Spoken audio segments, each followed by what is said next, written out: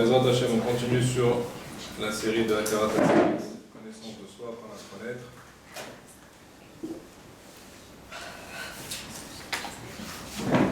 Alors on avait vu que la chose principale déjà, si on veut travailler, faire un travail sur soi, il faut savoir qui l'on est. Qui est-on véritablement?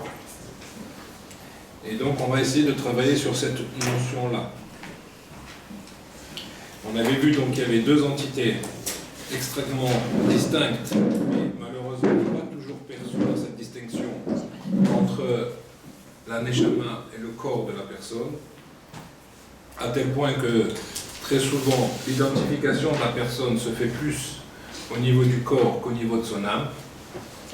On avait bien montré comme quoi, et ça c'est quelque chose qu'il faut travailler sur cela, comme quoi l'homme n'est que, n'est pas que, mais enfin, que l'homme est une âme recouverte d'un corps et non pas un corps dans lequel on a introduit une âme, ce qui veut dire que mon ani, mon ego véritable, c'est donc ma neshama. Alors maintenant, on avait fait l'introduction là-dessus, on va essayer de voir cela maintenant sur un des fondements du Baal Shem Tov qui avait parlé qu'au niveau de la Avodat Hashem, il y a toujours cette notion de Achna'a, Avdala, Ve'amtaka. C'est sur ça qu'on va essayer de travailler maintenant. Parce que si l'homme souhaite véritablement évoluer dans sa Avodat Hashem, donc comme on l'a dit, il faut d'abord véritablement réaliser qui on est, mais aussi, surtout pour arriver à cela, arriver à s'identifier d'une façon juste et authentique. Et donc, ça va passer par d'abord cette possibilité de faire cette distinction très claire entre le corps et l'âme, d'accord, qui sont eux étroitement liés. C'est pour ça que c'est très difficile, on a beau le savoir au niveau intellectuel, mais d'arriver à faire cette distinction et cette séparation, ce n'est pas du tout évident. Alors pourquoi arriver à faire cette séparation? C'est le deuxième point de la Havdalah. On va voir, en tout cas dans ces notions-là, à quoi ça sert. Donc la première façon dont on pourrait travailler, c'est une façon qui existe, qui n'est plus conseillée aujourd'hui, que les tzadikim ou que les gens qui étaient Roved Hashem faisaient. C'était que quand il y a deux choses qui sont soudées, on prend un marteau, on tape dessus, on les détache. Alors ça, c'est une avoda qui était faite par des gens qui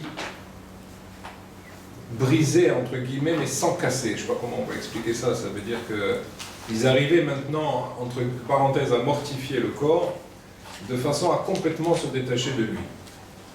D'accord? C'est pas pour nous et encore moins pour les dames. D'accord?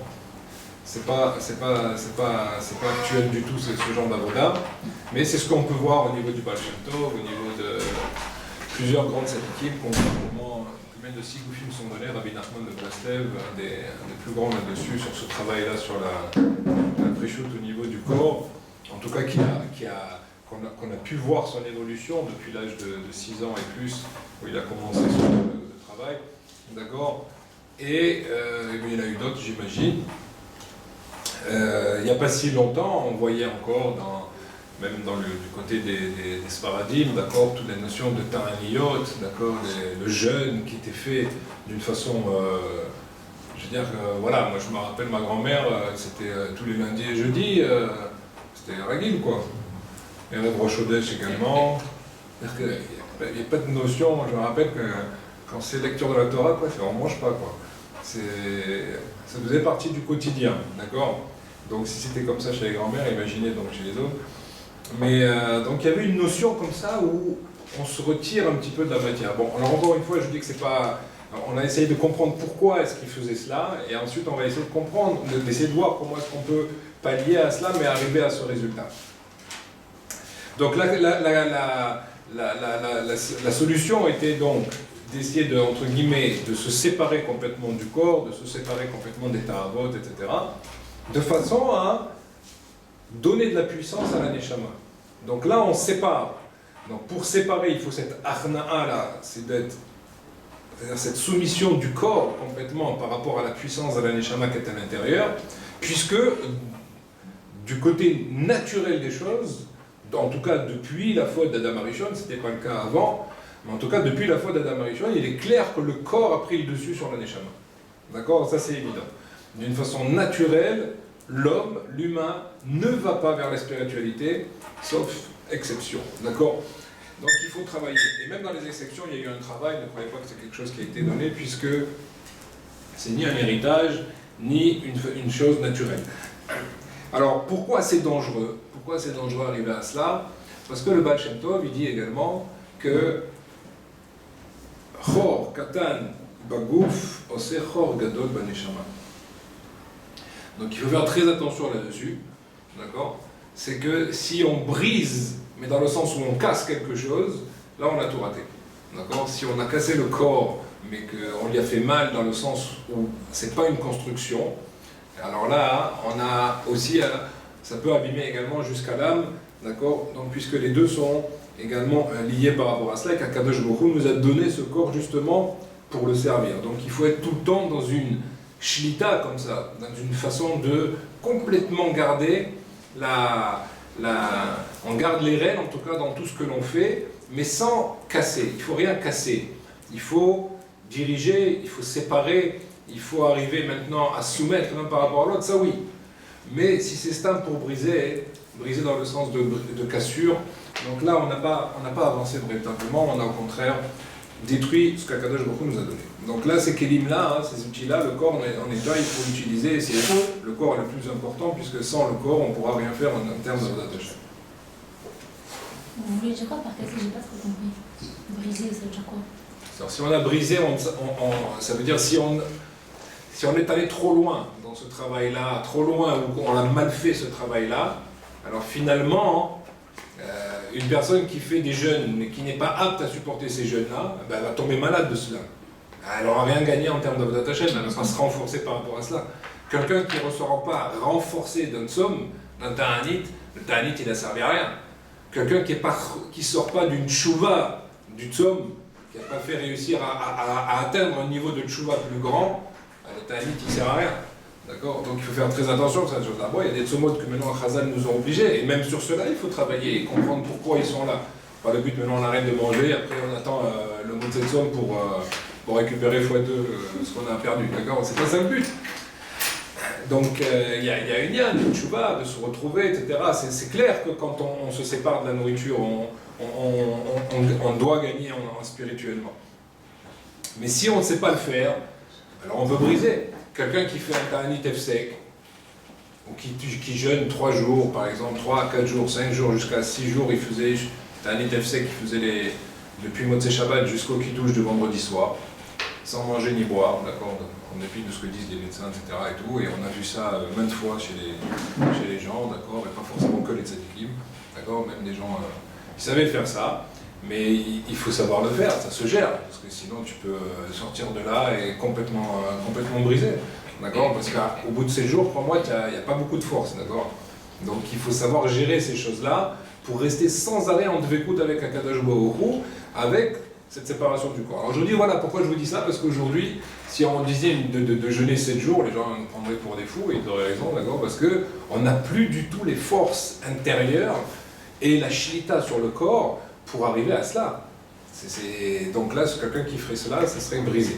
Donc ce qu'on va faire aujourd'hui, c'est qu'on va essayer d'avoir cette achna'a qui va aller de pair avec la avdala. Le but, c'est d'arriver à quoi? À séparer complètement, d'une façon distincte, les forces du corps, les forces de l'âme. D'accord? Donc ça, c'est important. Et le but de la création étant l'unification de tout, à la fin, on va utiliser, une fois qu'on aura bien séparé ces choses-là, justement, leur unification va se faire, mais cette fois-ci, dans le contrôle même des choses. Et donc, on va arriver à retrouver ce qu'on appelle la hamtaka. La métikout, c'est-à-dire on va adoucir maintenant ces choses-là pour garder un contrôle et diriger le tout vers la Vodat Hashem. Alors, on avait vu que l'homme possède à la fois des pensées, des émotions et des actes, d'accord, Marshava, Regashot, Maasim, et il faut comprendre qu'en fait, que chacun peut venir soit du corps, peut venir soit de l'âme. Dans les trois catégories qu'on a citées, ben, ça peut venir d'un côté comme de l'autre. Et en règle générale, si on n'a pas encore travaillé sur soi ou appris à se connaître véritablement, la plupart des choses qui viennent naturellement, elles viennent donc du corps, et donc forcément elles tendent vers la matière, elles tendent vers la gashmiyut, d'accord? Et forcément, elles sont plus ou moins dirigées par le Yetzirah. Donc, c'est pour ça que le but de la connaissance de soi va nous permettre, encore une fois, de distinguer chaque chose, d'où est-ce qu'elle vient, d'accord? Chaque pensée, chaque acte, chaque émotion, d'accord? Est-ce que ce sont des émotions qui sont positives ou négatives? Est-ce qu'elles viennent, d'où est-ce qu'elles viennent? Par quoi sont-elles motivées? À quoi vont-elles me conduire? C'est important d'essayer de regarder un petit peu, de s'analyser parfois même dans des réactions ou dans des réflexions que l'on a dans la journée, d'essayer un petit peu de faire cette analyse-là, de regarder un petit peu d'où vient la chose. Maintenant, pour arriver à cela, il faut utiliser un outil qui est forcément, qui est indispensable, qui s'appelle le da'at. Le da'at, donc, qui est justement cette force de discernement, qui est au-delà en fait de la bina, mais ici on est aussi dans la notion de bina, c'est-à-dire d'arriver à discerner. Les femmes sont très fortes là-dessus, en règle générale, plus que les autres. D'accord? D'arriver à discerner les choses, elles ont une bina beaucoup plus grande que l'homme. Le date, c'est pas discernement. Pardon? Le date, c'est pas discernement. Là. Oui, mais là, ici, on est en train de discuter au niveau du discernement, parce que le da'at, si vous voulez, c'est après le discernement d'acquérir maintenant la force pour agir avec. Il y a la notion de discerner, d'accord, de filtrer un petit peu les choses, et après, il y a la notion de les faire pénétrer en moi et de les vivre. Donc ça, c'est plus au niveau du da'at, c'est la notion de réunion après derrière. En tout cas, la Gemara nous dit « Im en da'at avdala minai ». Sous-entendu, d'ailleurs, vous verrez que où est-ce qu'on fait la avdala, où est-ce qu'on parle de la avdala dans Arvin de Motzei Shabbat, justement dans la bracha du da'at.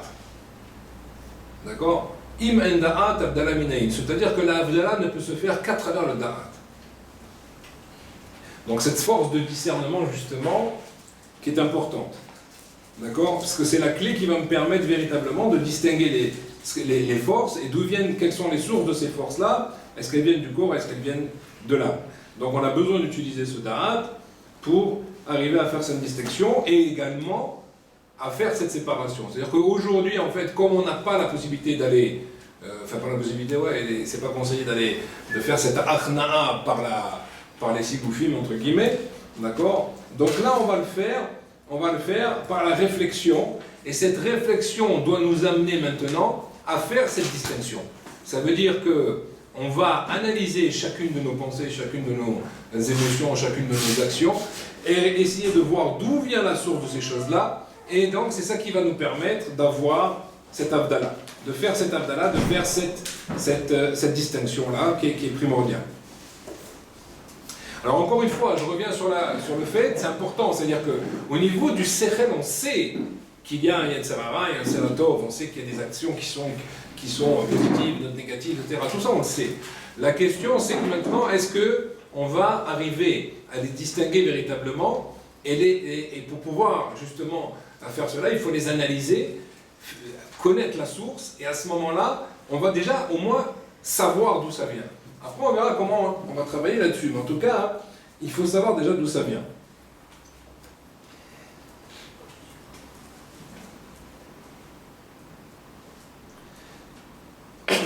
Et en fait, il faut arriver... Alors ça, c'est quelque chose qui est important. Il faut arriver à détacher complètement les actions qui sont... les actions, les pensées, les émotions qui sont négatives de notre propre personne. Ça, il faut arriver à le faire.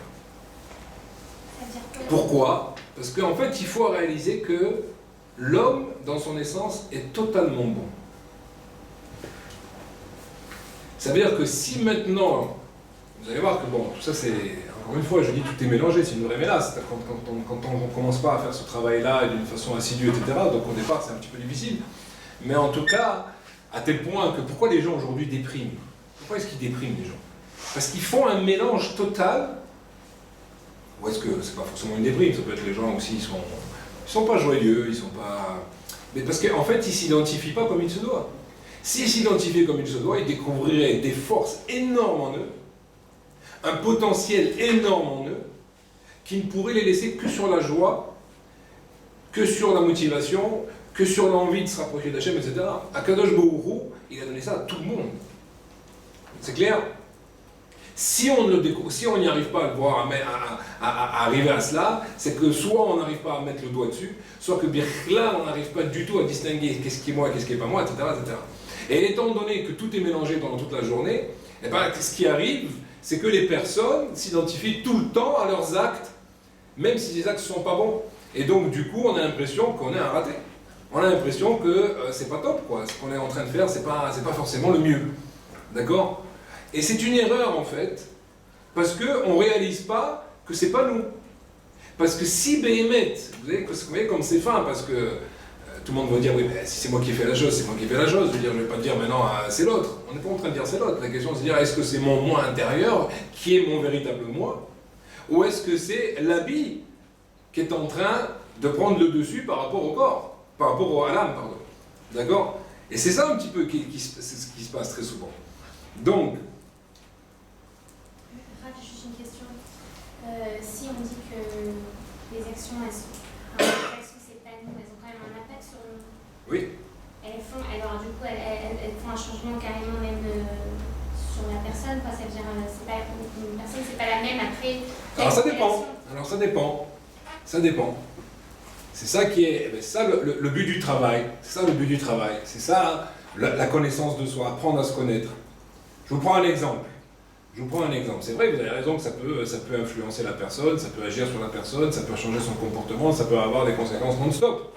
Mais le problème, c'est que vous allez vous rendre compte que très souvent, les gens vivent à 99% avec ça. Dans cette dimension-là, qui n'est pas la dimension requise. D'accord? Imaginez, voilà, je vais vous prendre un exemple un peu extérieur, comme ça va nous faire prendre un peu de recul. Imaginez quelqu'un qui investit en bourse. D'accord? Il investit en bourse, il est persuadé qu'il va faire un truc, on lui a donné voilà, des actions super, etc. Boum, il investit. Manque de peau, ça tombe complètement, ça chute, le gars il a perdu tout ce qu'il a investi, il a perdu. Alors vous allez avoir une personne qui va vous dire, punaise, j'étais sûr, partout où je mets l'argent, ça rate. Ça c'est sûr, j'aurais pas dû faire ça, parce que voilà, c'est tout le temps, c'est la poisse, là où je mets le pied, d'accord?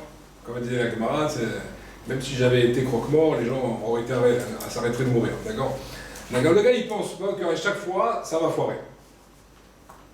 Il y en a un autre qui va dire, bon, l'argent ça va, ça vient, lui il regarde pas, il dit, bon, j'ai raté.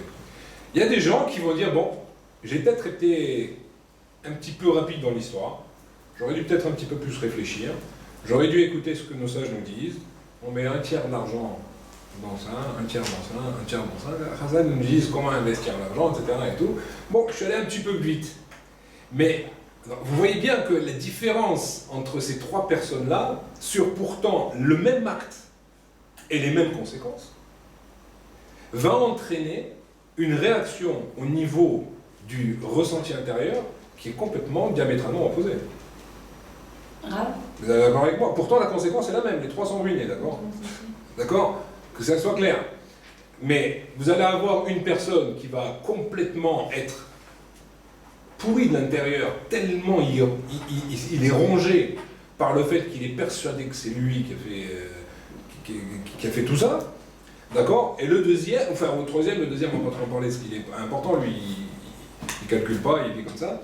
Mais le troisième qui réfléchit, qui est dans la réflexion, même s'il a perdu cet argent, mais il en a tiré une leçon, il a pris du recul par rapport à cela, et donc c'est pas quelque chose qui va l'affecter dans son être intérieur. Ça va l'affecter financièrement, donc il devra prendre des solutions, il devra prendre des directives maintenant, c'est sûr.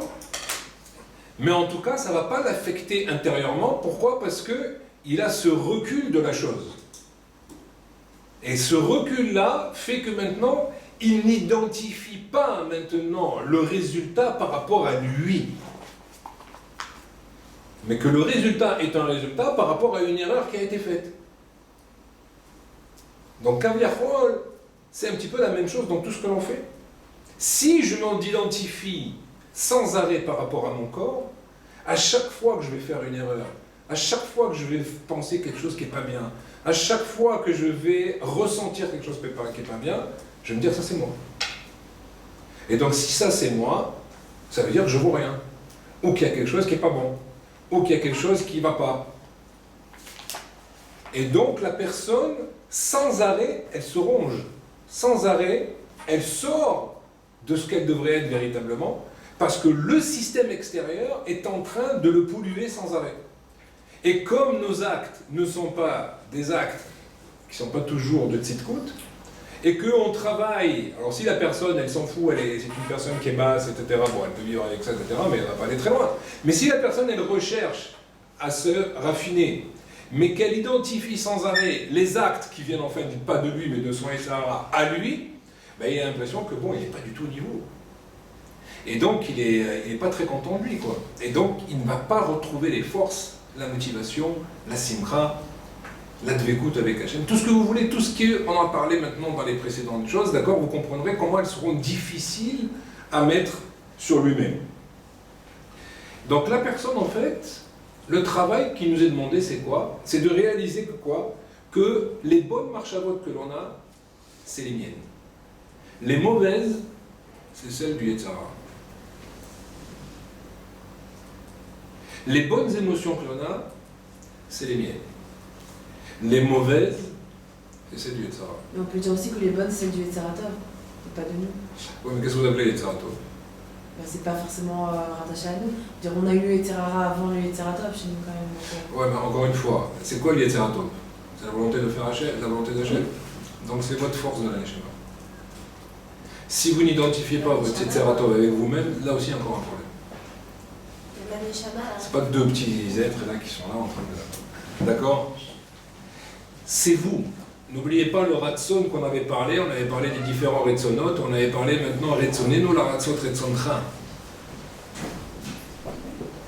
Ça va même plus loin que ça encore, mais on n'est pas encore à ce niveau-là. Je ne veux pas rentrer maintenant dans le Etzem de la Neshama, des Ratachem, il y a des choses qui sont très très fortes par rapport à ça encore, mais il faut comprendre que si je définis le Yetzeratov comme quoi, en tant que volonté de faire la volonté d'Hachem, il faut comprendre que c'est moi.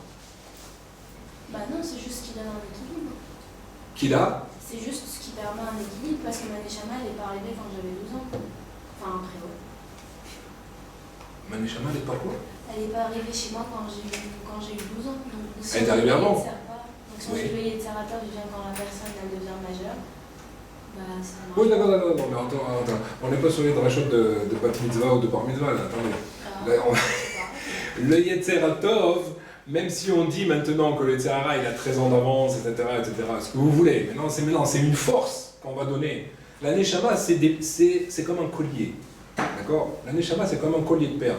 On vous donne certaines perles quand vous naissez, d'autres quand vous arrivez à un âge de 6-7 ans, un autre ensuite à 13 ans, d'autres quand on va se marier, etc. C'est des perles qu'on rajoute, c'est pas noir et blanc. D'accord? Et donc c'est avec ça que vous allez jouer. Maintenant, il faut comprendre que le Etzem de votre Neshama à vous, elle veut faire la volonté d'Hachem. Maintenant, on va lui donner à certains moments de la vie des forces supplémentaires. Ok, mais dans le Etzem, dans l'essence, il faut savoir qu'un juif dans son essence, d'ailleurs, c'est ce qu'on le fait jurer, d'accord? Pourquoi on peut le faire jurer? Maintenant, tu seras tzaddik, tu seras pas raja. Mais qui te dit?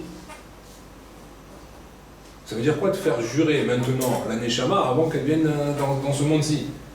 Si ce n'est qu'elle a eu la possibilité de le faire, parce que c'est elle. La question, c'est maintenant de ne pas se faire embarquer par le système. Donc on a, oui, cette volonté-là. Toute personne juive n'a qu'une volonté intrinsèque, pnimite, véridique, c'est de ne faire que la volonté d'Hachem. Pourquoi? Parce que c'est une partie d'Hachem. Et une partie d'Hachem ne peut pas faire autre chose que la volonté d'Hachem. La question, c'est maintenant d'apprendre à enlever tous les voiles qui nous empêchent de dévoiler cette volonté. Ou de ressentir cette volonté. Vous avez compris? Donc quand on dit le Yetzer Tov, vous pouvez l'appeler comme force maintenant si vous voulez, qui va vous permettre de développer cette force de la Neshama. Mais moi ce que j'appelle, là je vais plus loin, je m'appelle moi, mon moi est véridique.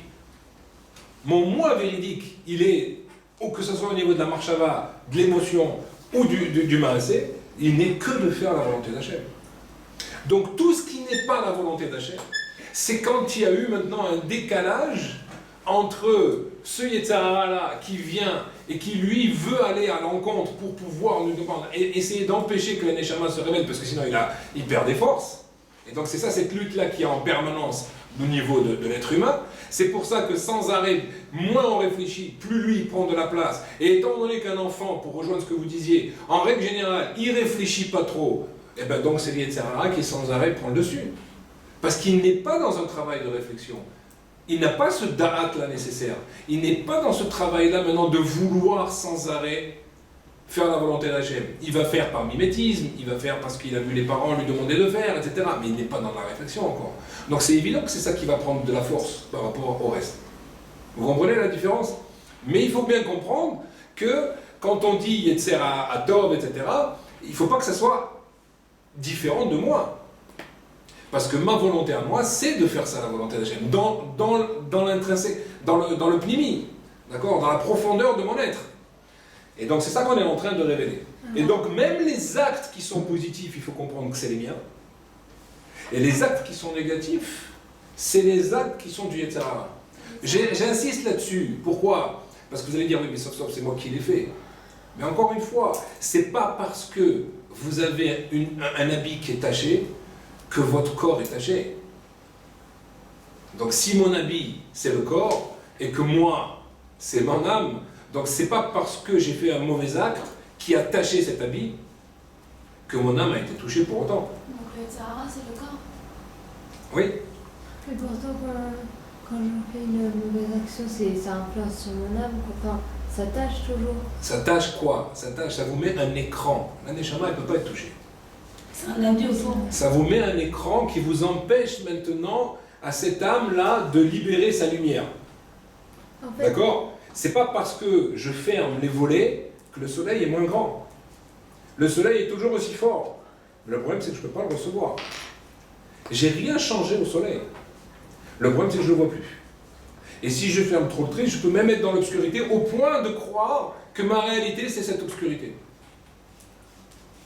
Et ce qu'on nous demande à nous, c'est de enlever les rideaux, petit à petit. Alors le rideau, ça ne s'enlève pas du jour au lendemain, ça prend du temps, mais ça demande, c'est ce qu'il faut faire en fait. D'accord? Vous êtes d'accord avec moi? C'est bon? Grave.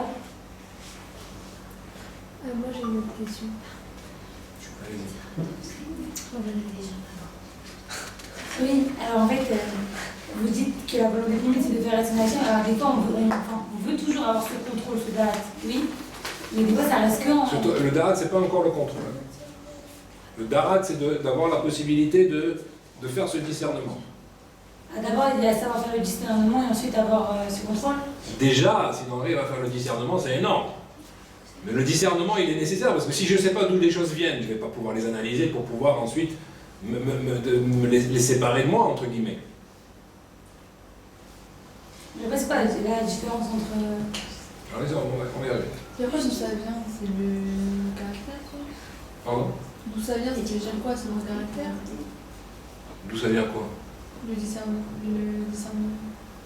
Non, le discernement, ça c'est une force qu'on a tous en nous, d'accord? Ce darat là, c'est quelque chose qu'il faut travailler, multiplier, c'est comme toute midote, quoi.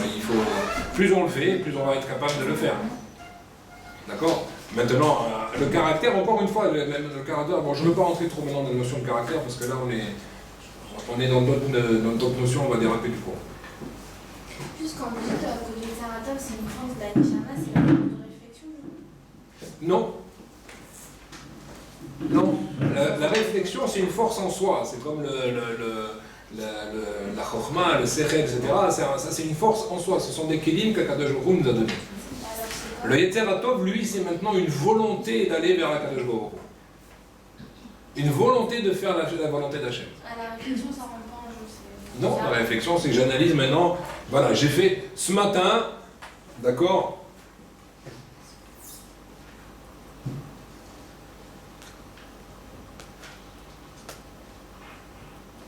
Ça donne envie à la personne de se rapprocher. Pardon? Ça donne envie à la personne de se rapprocher du coup. Bah oui, c'est ça. Enfin, c'est tout. Oui, bon.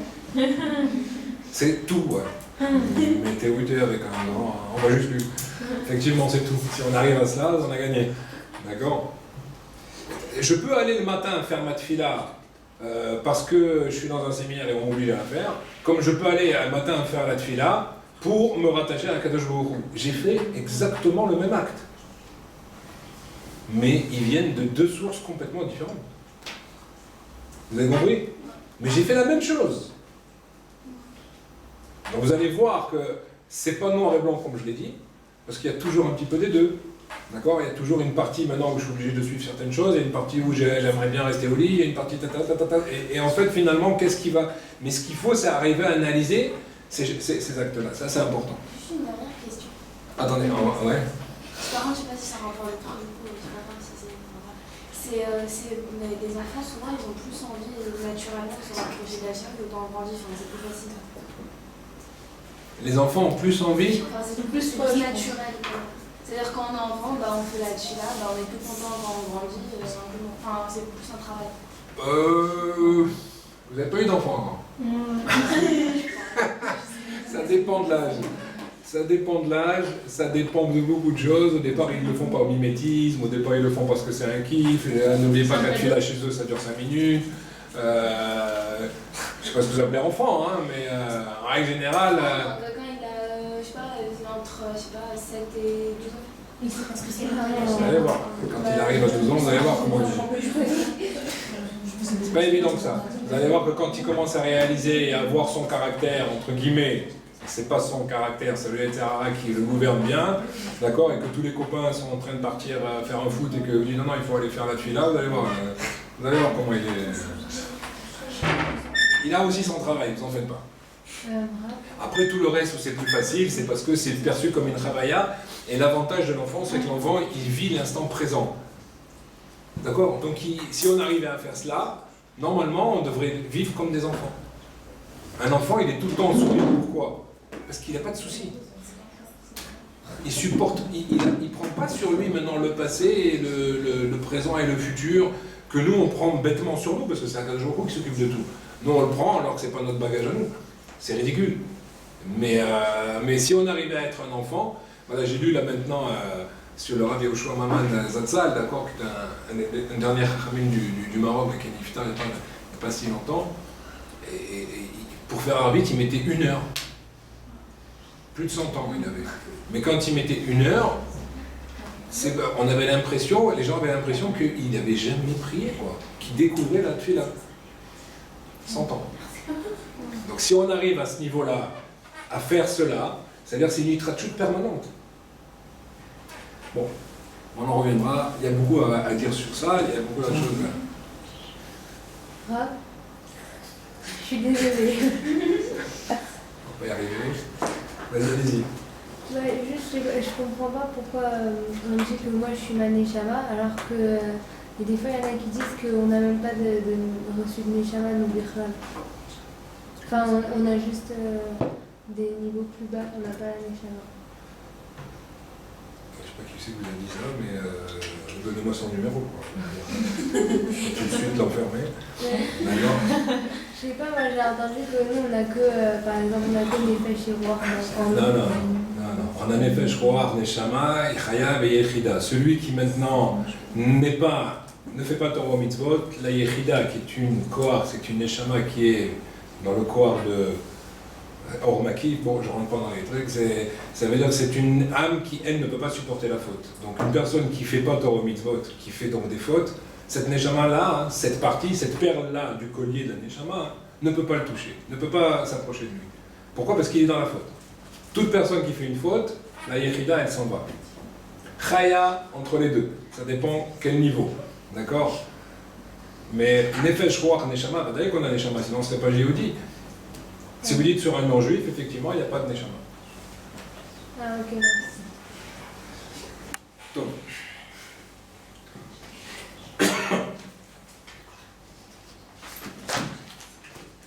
Alors, je reprends là-dessus. Donc la distinction, et cette distinction-là, elle est primordiale, parce que même si a priori, quand on le dit maintenant au niveau technique comme ça, au niveau théorique, ça paraît assez simple, eh bien il faut savoir que c'est très souvent absent du vécu du juif.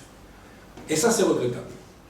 Parce que si on ne fait pas cette distinction, eh bien en fait on ne sait pas qui on est véritablement, on ne sait pas ce que l'on fait, on ne sait pas d'où viennent les choses que l'on fait, etc. Et donc, c'est dommage, parce qu'en fait, quand on va utiliser ce da'at-là, qui va nous permettre de faire cet avdallah sans arrêt, eh ben c'est une grande lumière qu'on va recevoir à chaque fois, parce que ça va nous prendre un recul énorme par rapport à ce que je suis et ce que je ne suis pas véritablement, entre ce que je fais et ce qui ne vient pas de moi véritablement, etc. etc. D'accord? Et donc c'est extrêmement important. Donc, pourquoi je dis ça? C'est encore une fois, c'est pas de la psychologie ce que je suis en train de faire, c'est pas, et pourtant je vous dis, ça vaut 1000 fois plus que tous les cours de psychologie. Alors, ce que nous dit nos sages ici, si une personne est capable de l'appliquer, elle va rentrer dans le bonheur. Forcément. Pourquoi? Parce qu'elle va se coller à ce qui s'appelle le tov absolu dans la personne. Et le tov, c'est la notion de la lumière divine. D'accord? Donc il faut savoir cela. Donc, si j'arrive à m'identifier à mon âme, donc ça veut dire que je m'identifie au bien qui est en moi, et donc je vais trouver les forces de m'améliorer et de me changer, etc. D'accord? Donc, il faudra voir tous les cours sur le bitachon atzmi, etc. Et c'est pour ça que on dit Elokai neshama shenatatabi teorai. Ça, c'est un axiome qu'il faut comprendre que c'est, quand on dit théora ici, ça veut dire le tov absolu. Et c'est ça, moi. C'est ça ce que je suis véritablement. Je suis le tov absolu. Et ça, c'est important que je comprenne qui suis-je pour aller... Pourquoi? Parce que, on avait expliqué ça plusieurs fois, on doit travailler ses midotes, on doit arriver à être un exemple dans tout ce que l'on pense, dans tout ce que l'on fait, etc. Mais ce n'est pas par comparatif aux autres. C'est pour aller chercher cela à l'intérieur de nous. Parce que tout est à l'intérieur de nous. Et ça change complètement la donne. Si je réalise que tout est en moi, alors je vais pouvoir puiser véritablement ces choses-là d'une façon beaucoup plus facile que d'aller les chercher en essayant de les copier sur l'extérieur ou sur des personnes qui de toute façon ne pourront jamais s'identifier à moi. Ou moi, je ne pourrai jamais m'identifier à eux plutôt. D'accord? Et donc, c'est peine perdue, en fait. On essaiera d'essayer de ressembler à quelque chose, mais on n'aura pas les choses intérieurement. Donc, il faut faire très attention là-dessus. Par contre, si je m'identifie à mon corps, alors là, ça veut dire que je vais m'identifier à tout ce qui est mauvais en moi. Or, malheureusement, sur la balance, il y a souvent, en tout cas, je parle pour moi, plus de mauvais que de bien. Et donc, du coup, c'est pas ça qui va m'entraîner vers la motivation.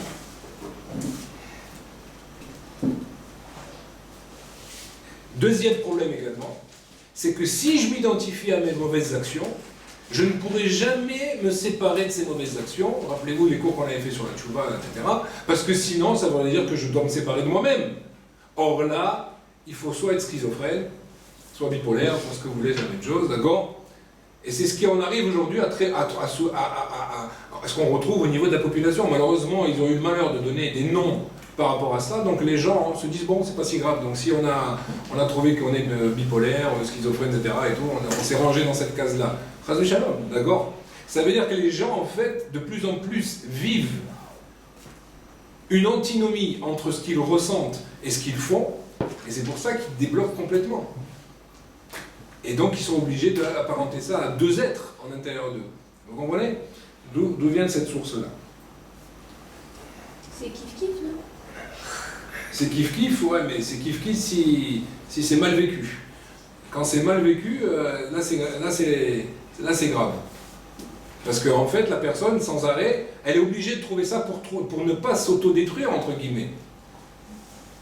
Parce qu'on ne peut pas vivre une chose et son antinomie. Mais c'est ce qu'elles font. Et donc, soit elle devient folle, soit elle devient complètement barbare, soit elle devient complètement avec des mœurs, Hachem Ishmor, etc. Et c'est ce que l'on voit aujourd'hui dans la société. Tout ce qui est en train d'arriver, c'est à cause de cela. D'accord? Bon, le problème, c'est que chez le Goy, parfois aussi, il y a un autre problème, c'est que justement, le problème qu'il y a chez eux, c'est qu'ils n'ont pas les mitzvot. Et donc, ils n'ont pas la faculté, justement, de faire tirer et de prendre de la lumière dans le matériel, de prendre la lumière dans le monde des si-bas. C'est très souvent, normalement, ils sont obligés de passer par de l'ascétisme, etc. Donc, je ne vais pas revenir là-dessus, mais c'est malheureusement parfois le seul moyen qu'ils ont si véritablement ils veulent arriver à leur niveau à eux de spiritualité. C'est pas faux, ce qu'il faut. Après, il faut savoir pourquoi on le fait, si ce n'est que pour soi-même et que pour arriver à des notions de soi-même. C'est très souvent très introverti comme méthode, donc ça ne sert à rien, c'est pas ça le but. Le but, c'est d'aller vers l'autre et d'être dans une société, de vivre dans la société dans laquelle on est, de ne pas se séparer, etc. D'accord? Donc là, on a compris maintenant que... Malheureusement, je n'ai pas fini. Donc, pardon, la question qu'on avait posée maintenant, on a bien compris que l'homme, en fait, c'est quoi? C'est une neshama qui est recouverte avec un corps. Et cette réponse-là va déterminer tout le travail de la personne personnelle, tout ce que maintenant, surtout le potentiel d'évolution, de permettre de voir le potentiel d'évolution, ça va me permettre d'avoir un regard différent par rapport à ce que je suis, par rapport à ce que je m'identifie, d'accord? Et donc, c'est ça qui va représenter un petit peu toute la structure de mon Malat Hashem, d'accord? Puisque, en fait, on est en train de toucher ici à la source de toutes mes véritables volontés, de toutes mes véritables forces, de véritables émotions, de véritables pensées, etc. Donc, tout le travail que nous demande Hashem, c'est justement de nous séparer du mal qui est en nous et de découvrir notre essence véritable qui est entièrement bonne. Ça, il ne faut pas l'oublier. Maintenant, même sur les fautes que l'on fait, ou les actes que l'on fait, ou les émotions, tout ce que vous voulez qui ne sont pas bonnes, le fait même déjà de les identifier, croyez-moi, c'est 80% de la tchouva, ou 80% de la séparation. Parce qu'après, comment se séparer d'elles, etc., c'est encore un autre travail. D'accord? Mais en tout cas, déjà de les distinguer, ça c'est quelque chose qui est extrêmement important. D'accord?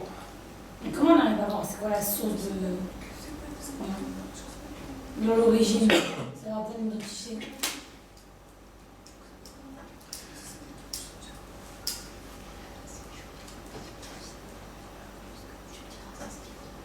L'origine, en fait, c'est que par la distinction même, en disséquant chacune, disons sur un acte, on va le disséquer, on va essayer de regarder véritablement quelle était la motivation de cet acte-là, à quoi il m'a fait aboutir, est-ce que cette chose-là, finalement, dans sa source, elle était positive ou pas, est-ce que la façon dont je l'ai fait, c'était positive ou pas, est-ce que les résultats de cette action me rattachent à la chaîne ou pas. Toutes ces choses-là vont me permettre de voir véritablement d'où vient la chose. Et c'est pas 100% bien ou 100% mal. Donc ce qui va me permettre, c'est à chaque fois aussi d'affiner chacune de mes actions, parce que quand je vais faire la distinction du bien et du mal dans chacun de mes actes, je vais automatiquement me séparer du mal. Puisque mon intention à moi, véridique, est d'aller vers le bien. Donc automatiquement, je vais me séparer de ces choses-là. Vous comprenez? Juste quand je dis que je me rapproche d'Hachem, enfin j'en sais rien, je dis juste ce que la Torah dit, quoi. Parce que moi, je le ressens pas. Enfin, si, non? Si, vous allez voir. Normalement, votre fila, je vous garantis qu'elle n'est pas la même en début d'année et en fin d'année, ça je vous garantis. Si elle est la même, il faut effectivement se poser la question. Effectivement, essayer de voir ce qui ne va pas. Mais je vous garantis que ce n'est pas la même chose. Et vous allez voir que si vous faites un travail sur une année entière, ce n'est pas sur une semaine qu'il faut commencer à faire des bilans, mais faites un travail sur une année entière, travaillez sur un point particulier pour l'affiner, et vous allez voir après, ou quand vous allez rencontrer des gens qui étaient comme vous et qui n'ont pas fait ce travail, je vous garantis que vous allez sentir des différences. Mais je sentirai si je le fais pour me rapprocher d'Hachem. Ben, si vous le faites, toute cette motivation, elle est pourquoi? Bah, pour être bien. Pour être bien, ça veut dire quoi être bien? Bah, bien faire de mal à personne, être bien, être équilibré. Ouais, ça c'est très goy comme de mal à personne, mais d'après quelle définition? Il y en a beaucoup qui disent qu'ils font de mal à personne. Pourtant, ils ont fait des guerres de religion de malades. D'accord, mais bon, c'est pour faire de mal à personne. Mais... Si, ça fait quand même un peu mal. Donc la question c'est maintenant, je vais définir qu'est-ce qu'est le bien, qu'est-ce qu'est le mal, comment est-ce que je peux... Si je fais maintenant quelque chose, si je veux arriver maintenant à mieux prier, c'est pas pour me rattacher à Kadosh Baruch Hu. Oui, bah là, vous prenez la prière. Mais par exemple, un exemple tout bête, je sais pas, moi, je sais rien, moi, parler. Pas parler mal sur les gens, par exemple. D'accord, ben Je peux le justement. faire totalement pour les autres. Oui, mais c'est dommage, parce que Ah vous oui, occultez. oui, bah, au Vous final, occultez une je suis dimension. quand même la Torah, quoi, mais- D'accord, mais encore une fois, déjà, ne pas faire de mal, comme vous dites, c'est déjà bien. Mais si je comprends que maintenant, que toute la notion de mal est l'antithèse de la présence divine sur moi, donc je vais réaliser que si je parle mal, finalement, je m'éloigne d'Hachem. faut juste en prendre conscience. Donc vous voyez que tout peut être ramené maintenant par rapport à cela. Dans tout, je peux voir des choses, mais il ne faut surtout pas les regarder maintenant du côté oui, le bien, c'est pas bien, c'est pas Ah bien. oui, non, J'ai ça, pas fait c'est- ma béate de la journée, non, on n'est pas là-dessus. D'accord? Donc il faut faire attention. Bon, écoutez, on n'a pas fini sur cette notion.